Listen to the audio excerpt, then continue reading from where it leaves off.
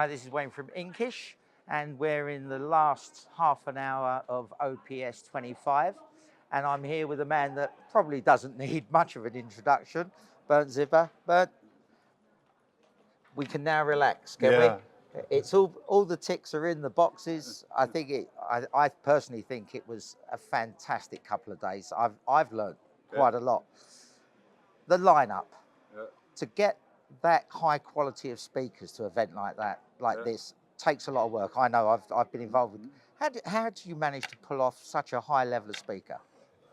It's you know, it's all about networking. What you are doing is networking, what we are doing is networking. And Zipcon is always very focused on topics. So that means, for example, barrier-free online shops, or that means inclusion, or that means also social commerce, and all these topics we are talking about. I'm talking in my speeches about that. We are very involved into that. And we try to do steps in that networks because they are all bubbles, social bubbles.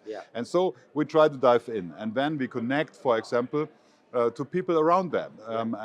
You know, Rick is normally not in printing. No. He's in fashion. And so, but his experiences in social commerce and what we can learn from that, this is something I was very curious if this is working out. And so I met him on the phone, and after that I did a research. So the recommendation came from someone else. I did the research if he's the right person. And then we talked about that, and of course these people cost a huge amount of money. So I had to as well to convince him to come down a little bit.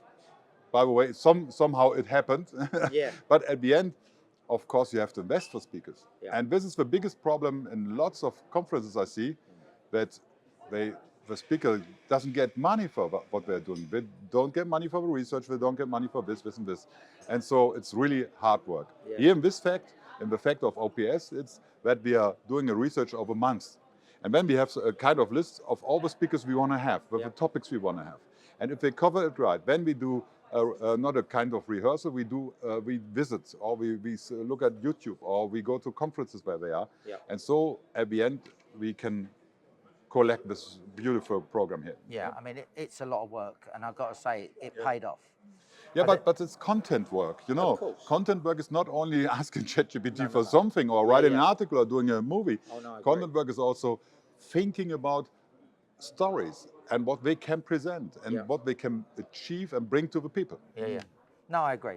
I mean, the diversity of the presentations, I think ticked a lot of boxes. You know, looking at the social media content and content-driven marketing. Maybe the print industry is not quite as good as it should be on that. I mean, and we can bring it on the point. It's crap. Huh? Well, okay. Printing industry is not doing anything in social commerce. We can learn from Gelato, from Printful, Xavier, also from Vista a little bit. But if you look into the market in the social area at Etsy, for example, and all these marketplaces, printing industry is not there. And it's because they always have in mind we have to print bunches of paper. So it has to be one pallet and another pallet and so on. And they did not understand copy number one, or just doing 10 books or 20 books. And the people at Etsy understood that. But people at Printful or Fuel, they are now, by the way, Fuel, you have to be on the next OPS. I tried to catch you, but you did not come.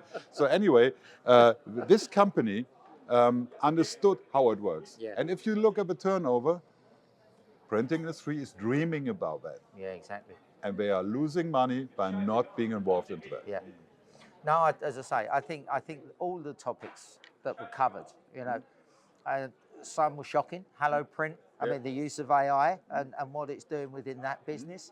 You know, right the way through to Simon Cooper's presentation today about just getting the staff on side with the business to help the customer experience. I think it's been absolutely fantastic. But be careful. Hello Print is not producing print. They are selling print. And in administration works, not the White House, of course, but the administration works, we can use artificial intelligence. Maybe in the White House it would be better. Anyway, we can use artificial intelligence. On the other hand, we have real production workers. So, and okay, maybe in some years it will be a robot. But you saw the video from Mr. Gamper this morning, and how unbelievable fast the two robots opened a fridge and sorted in a box of something. If I would do that at home in that speed, my wife would kill me. She would say, you're on with the kitchen, and so it would take hours. Well, I deliberately do it at that speed so she doesn't ask me yeah, to do it. that's for me with the dishwater. Exactly. Well, thank you very much. I mean, you've been a great host. I mean, the networking's been fantastic. I've personally met some people that I haven't seen for a long time. So you can get back home tomorrow, put your feet up, and then on Monday start thinking about 2026, I guess. Oh, we already did that yesterday. Oh, you're already doing so there will be an OPS in Munich early March next year, and we will have a different concept, because now we had a front conference. So the people are sitting on the stage and the people are watching.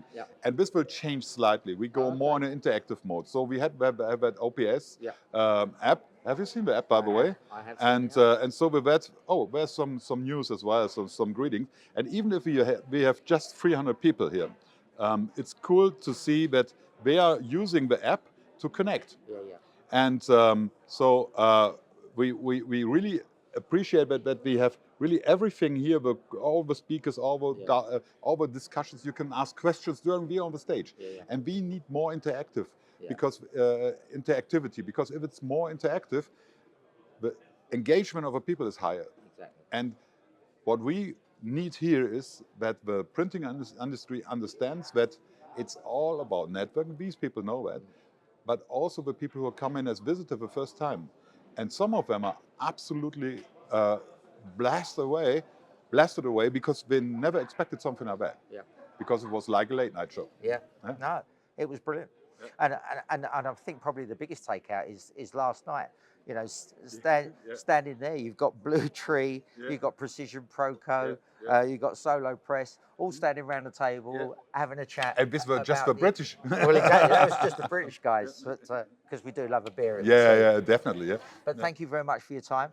Thanks for coming in. It's been an absolute pleasure. And we'll look forward to seeing you next year, if not before. Before, I promise. And this is, if you speak at OPS, you get something like this. Or if you become a partner like Inkish. Take care.